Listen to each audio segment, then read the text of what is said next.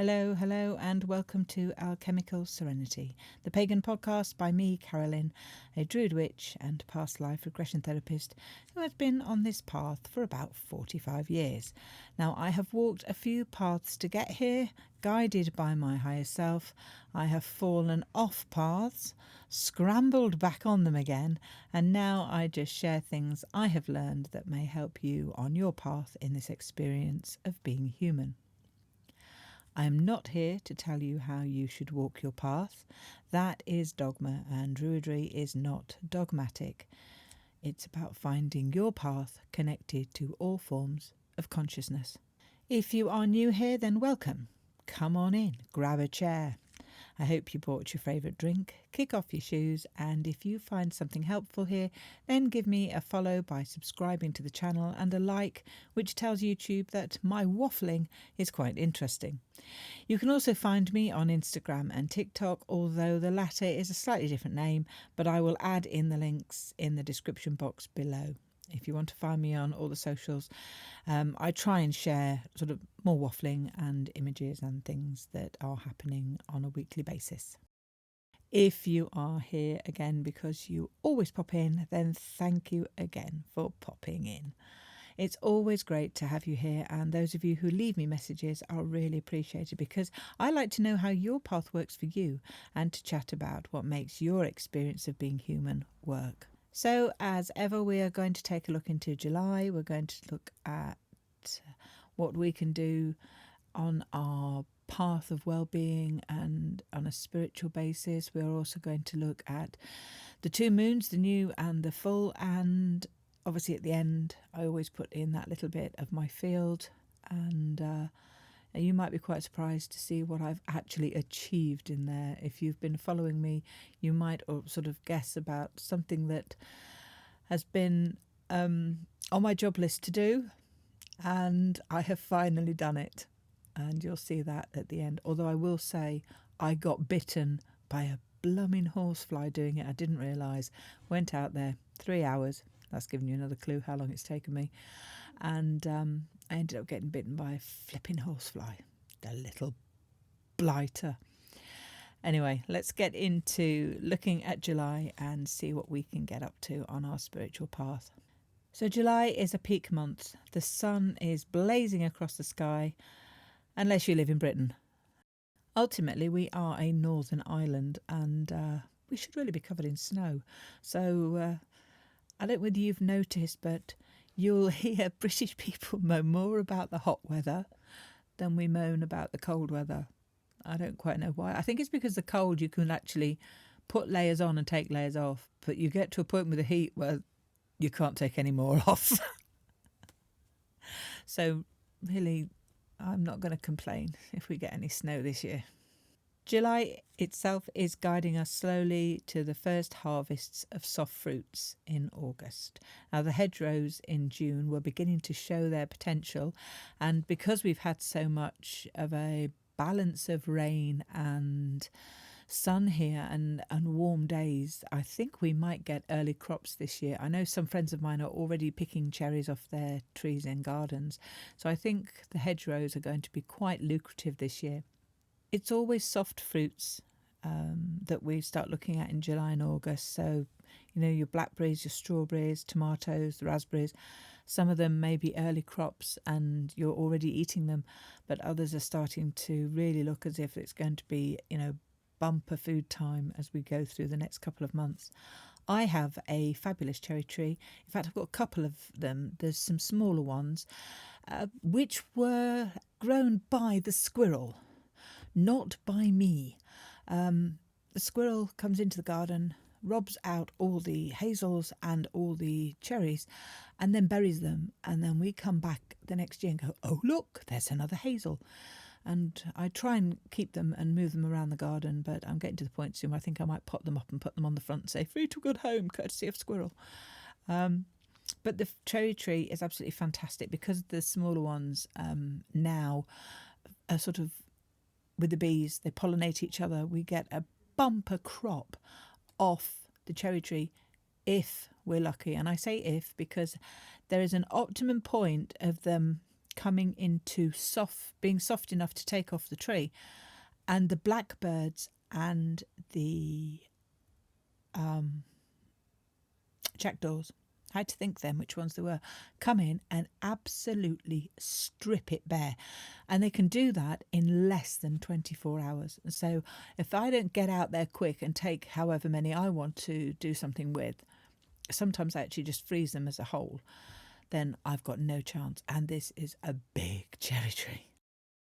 So do you grow anything yourself? And if you do, let me know in the comments what you like to grow. It's always nice to know, because part of working with the land, part of our spirituality is growing our own fruits, growing our own vegetables, and working with that energy, that perfect energy that you get from being in alignment with the plants that you're working with.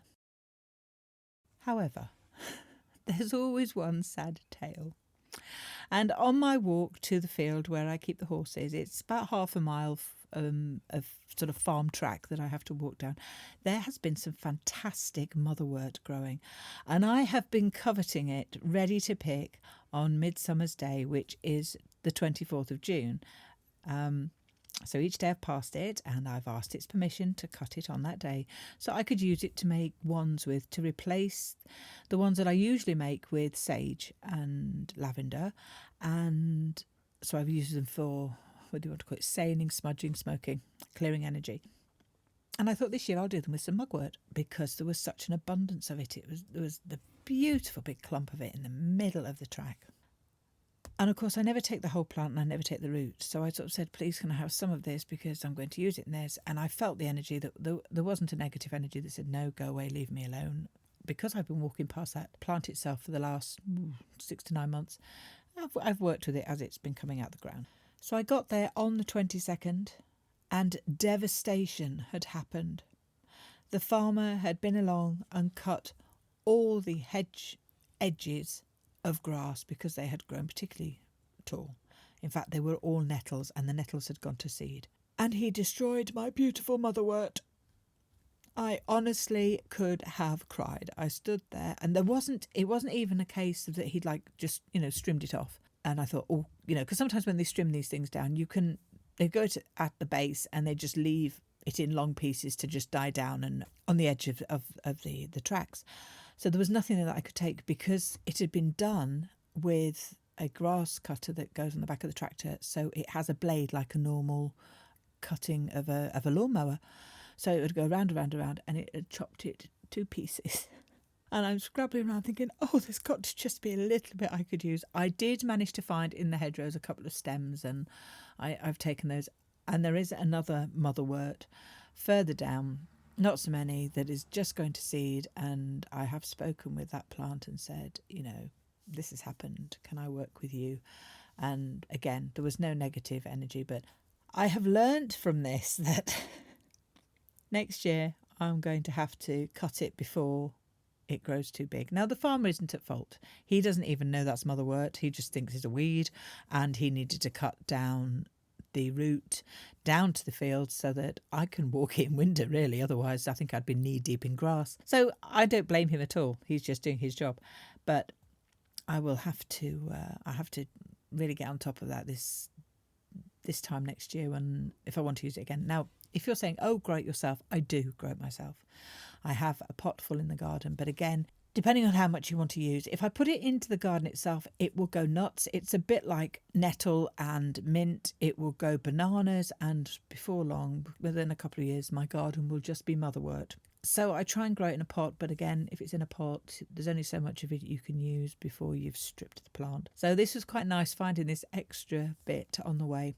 I'm going to have to go and have a really good snoop in the hedgerows, because there's lots of stuff coming up. There's blackberries. There's going to be some amazing rose hips, because there's a lot of wild roses. So it's going to be quite interesting to see what I can find. But I am absolutely gutted that I lost out on this motherwyrt. I'm not too sure I'm going to really get over the trauma. I might have to go and lie down in a dark room and some nice gentle music, maybe. If June wasn't enough, with the start of summer, the solstice, Midsummer's Day, gathering days for our herbs, followed by the faint dread from parents knowing it's not long now before the kids are finishing school in the UK for the summer. Although I believe in the US, there's anybody listening in from across the pond, you broke up before us. I didn't realise how many weeks our cousins across the pond had for the summer holidays. Here in the UK, we only have 6 weeks break from July to the end of August, and most children are all back in school up to the age of about 16 to 18 are all back in school by September, and it's a little bit later for those attending university. Over there in America, you have 10 to 12 weeks. And is it right that you all break up in May? Oh, if you are listening in from the US and you do have 10 to 12 weeks off, is it perfect for like long vacations, go and see family and friends? I'd be really interested to know how it works for you. I'm really nosy. That's the thing. If I had a garden fence, I would be standing by it, gossiping it over with my neighbours with a cup of tea in my hand. Right, okay, let's get back to July. The thing about July is it's the start of the darker side of the year, which doesn't really mean much at this time because we are still enjoying the light of summer. Our next festival is on August the 1st, and for those on a Wiccan or witchcraft path, it will be called Lammas, and those of us on a Druidry path of Animism, it's Lunar. Now, once again, I have written plenty of podcasts on this festival. I will cover it in August podcast because obviously that comes out before the 1st of August. So if you are wanting to look into it and you're wanting to celebrate it, there will be something within the podcast next month to do with it on a small level. But I have already covered Lunar several times on previous podcasts. So if you're wanting those, I'll put a link to them in the description box if you fancy just going and having a listen to find out all about the solar god, Lu. But for now, we are going to concentrate on July's energies and what that may bring about for us. Now, it's a month of illumination and inner bloom. So July is more than just the heart of summer. It's a spiritual threshold, a time when the warmth of sun mirrors the light, and we are called to cultivate within ourselves. So beneath its holidays and its starlit nights lies a deep current of transformation, renewal and soulful awakening. Historically, many cultures marked this time with harvest festivals, fire celebrations and water blessings. And I suppose our first harvest festival is really the 1st of August because it is that time of the soft fruit, would normally be the soft fruit. So we'd start to look at picking the soft fruits in the garden. Although, as I've already said, I think we're going to get those early this year. July sits in the linear year's midpoint, so it's a natural pause between what has been and what is yet to come. So the sun's peak of energy encourages clarity and helping us see our path with greater confidence and purpose.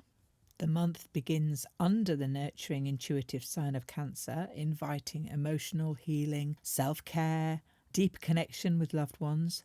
And as July progresses, Leo's fire energy takes over. So that's sparking courage, creativity and self-expression. This shift mirrors the spiritual journey from inner reflection to outer radiance, reminding us that true confidence is born from emotional wholeness. This month could also help align passion with purpose and ensuring that your actions are both bold and heart-led. Fire is July's elemental guide. It's symbolising purification, transformation and the courage to release what no longer serves you, as we do every month. And sometimes I know you kind of put it on repeat and go, oh, that old chestnut. But if we keep on hold of things that are serving absolutely no purpose to us, hang on to them for each month, we can't move into that each month and work with its energies. So just as summer's heat ripens the fruit, the spiritual fire of July ripens our inner truths, urging us to step into our authentic selves without fear. Numerically, there's something different to think about. July number 7 is often associated with intuition, mysticism and divine understanding. And this month invites you to connect with spiritual wisdom on a deeper level. It is a reminder to trust your inner guidance and intuition. Listening to your higher self can provide clarity and insight into life's challenges and decisions, that wisdom from spirit is always within reach if you need it. And that's something we tend to forget, don't we? We're battling on in our lives on a daily basis with all the challenges that come in front of us. But we have all the answers in our higher selves. We just forget to go and sit for a while and say to our higher self, help.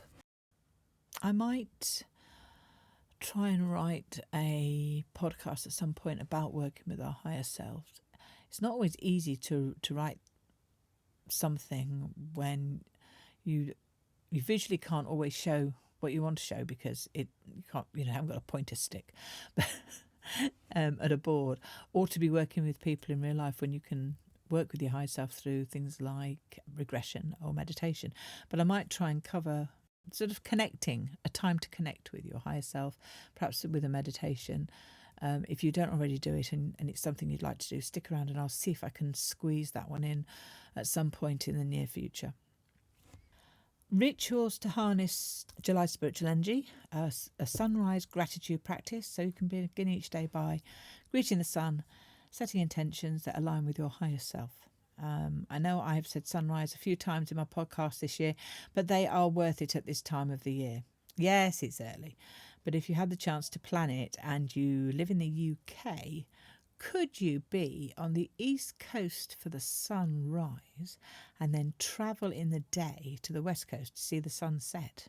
I want to do this again. I haven't done it in a few years, but my nearest coast area for me from the East Midlands would be Cleethorpes, of all places, on the edge of the River Humber in North Lincolnshire, and my nearest west coast would be Weston-super-Mare, straight down the M5. Although I could do both in one spot, because I have mentioned this before, if you go to anywhere on the east coast, and it will only last now for it might last for a couple more weeks, you can go and stand on the east coast of the UK, let's say, anywhere really from, I would say, perhaps Saltburn, down to the Wash in Norfolk. And there's a possibility you'd be able to see the sun rise in the east and the sun set in the west, but the sun is setting in the east because it's an optical illusion of because the sun is so high in the sky. It's brilliant in June and coming up to the summer solstice. So next year, if you're thinking of planning somewhere to go, try going onto the east coast and watching. This might work in different countries. I'd be really interested to know if there's anywhere you live in a different country that you can actually watch the sunrise in the east and the sunset in the would set in the west, but it actually can still watch it in the east. If you do, let me know, because I'd be really interested to know if there's anywhere around the world that you can still see the same phenomena. You could do a water blessing ceremony, so balance fire's intensity with water's calm by blessing yourself or your space with water infused with flowers or herbs. Or whilst watching the sunrise or the sunset, take some time to stand in the sea, or maybe a river leading to the sea. Ask the water to take away any negative energies around you and bring in some new positive energies for your greater good and well-being. You could also use creative expression this month, so paint, write, dance or sing. Let Leo's energy move through you without judgment. In essence, July is a month of both warmth and awakening, and it asks us to honour our emotional depths while stepping boldly into our light. By embracing its dual energies, we can transform not just our outer world, but the very essence of who we are becoming. Think also about a seasonal feast night, so choose an evening to cook only with local, in-season produce. Invite your friends or maybe family over. Enjoy a night of perhaps a bit of music and some candlelight. Make it a celebration of the earth's generosity. And of course, taking a walk in nature. Choose a park, forest trail or even your garden.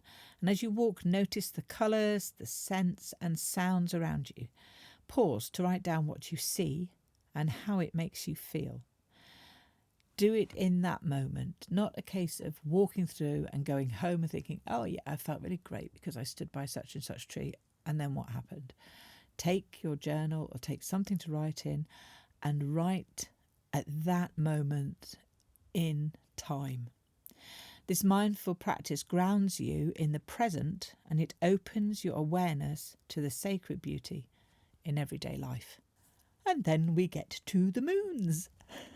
So the new moon is on the 14th of July, and it arrives in the nurturing, intuitive sign of Cancer, and it opens a fresh lunar cycle steeped in emotional depth, inner reflection, and the call to reconnect with what truly feels like home. This is not just another lunar reset, it's a cosmic invitation to realign with your emotional truth and plant seeds that will grow from the heart outwards. July's new moon also arrives at a nurturing turning point.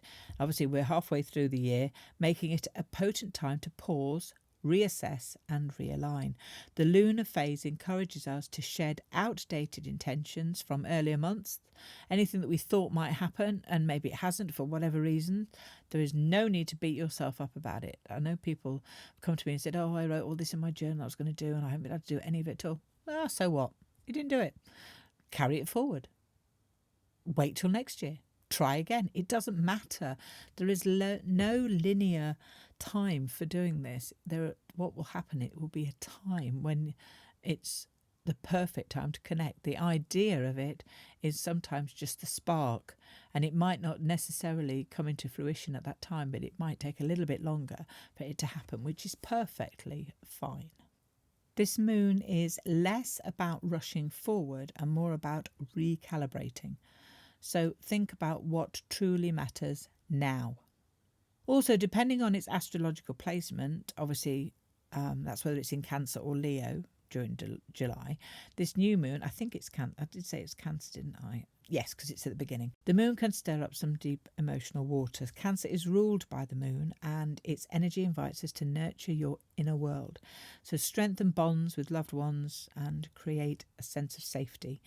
You can also do some shadow work. So the darkness of the new moon is symbolic. It's a reminder that growth begins in the unseen. July's new moon often asks us to face the parts of ourselves we've been avoiding. This could mean just acknowledging fears, releasing emotional baggage, or confronting limiting beliefs. By embracing the shadows, we create fertile ground for authentic transformation. If you want to do a ritual around July's new moon, candle intention setting, so light a single candle in a dark room, focusing on one clear intention with the next lunar cycle.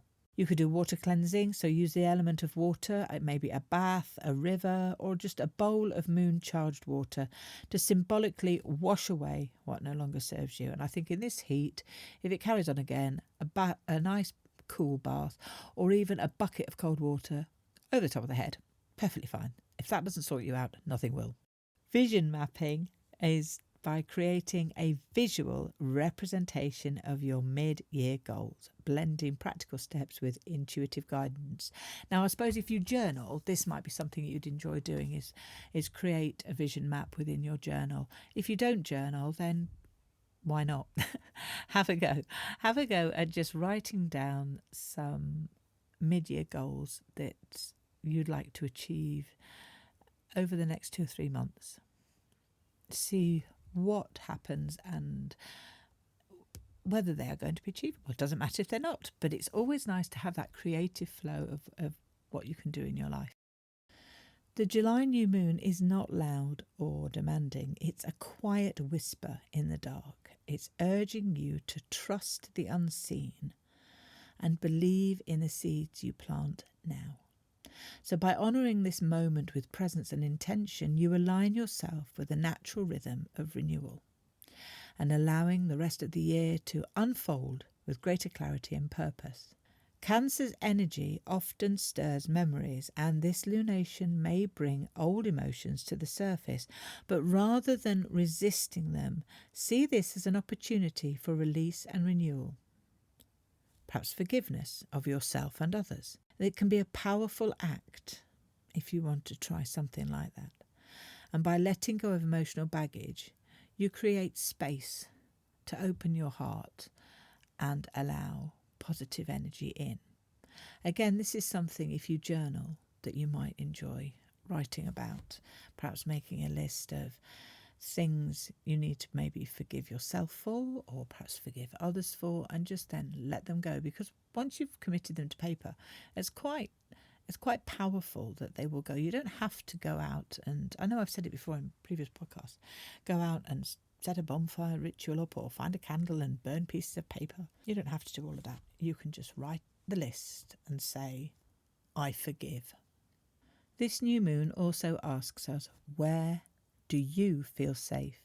It's a perfect moment to nurture your physical space, strengthen family bonds, or create emotional boundaries that protect your peace. Whether it's redecorating a corner of your home, reconnecting with loved ones, or simply cooking a meal that feels like a hug, the focus is on cultivating a sanctuary both within and around you.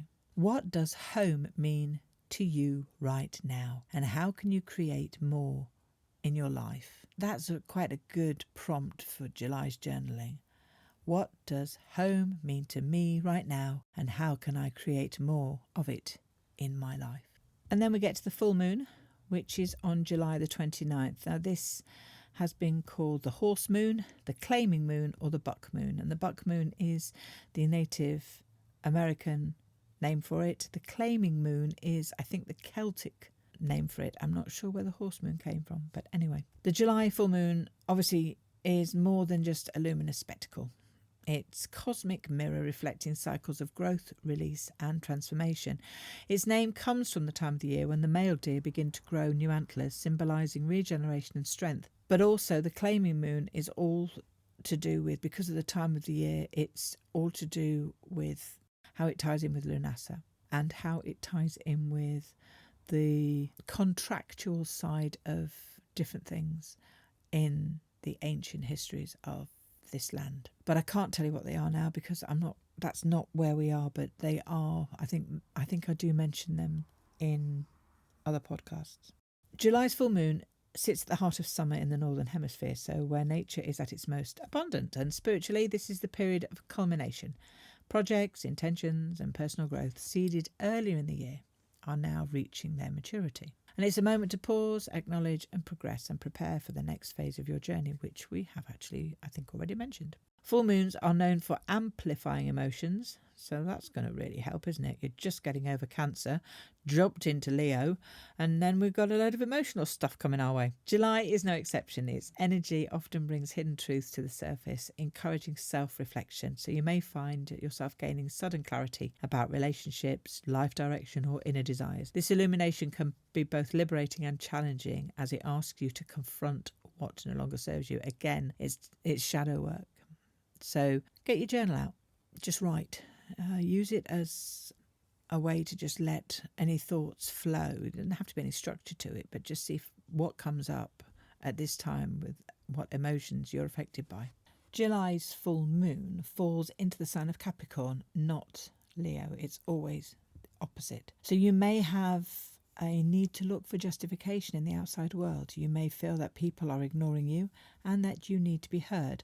This can be worked on, and you have to trust your inner value and what you at your core are all about. Your connection to water through the moon helps with emotional release, so simply allow yourself to feel deeply and to use journaling or meditation. Vulnerability is not a weakness, but a pathway to renewal.